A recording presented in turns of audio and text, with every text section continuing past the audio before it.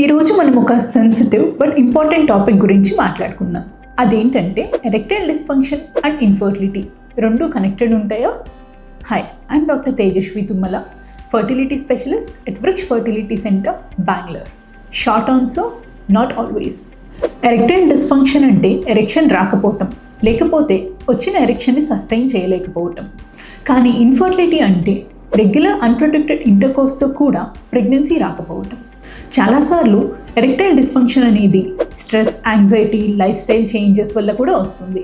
Sperm parameters normal ఉన్నా కూడా erectile dysfunction అనేది రావచ్చు. కానీ కొన్ని కేసెస్లో లైక్ హార్మోనల్ ఇంబ్యాలెన్స్ వల్ల కూడా ఎరెక్టైల్ డిస్ఫంక్షన్ అండ్ ఇన్ఫర్టిలిటీ అనేది రెండు కలిసి ఉండొచ్చు.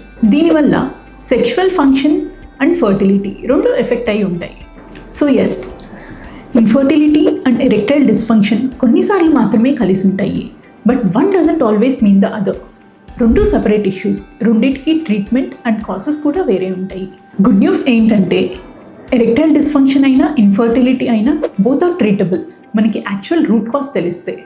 మీ దగ్గర ఇలాంటి కన్సర్న్ ఉంటే డిలే చేయకండి, బికాస్ ఎర్లీ డయాగ్నోసిస్ వల్ల బెటర్ ట్రీట్మెంట్ ఇవ్వచ్చు అండ్ కాన్ఫిడెన్స్ కూడా పెంచుకోవచ్చు. హెల్త్, ఫర్టిలిటీ అండ్ కాన్ఫిడెన్స్ మనం అన్నీ హ్యాండిల్ చేయొచ్చు if we act early. Consult your fertility doctor for the right support.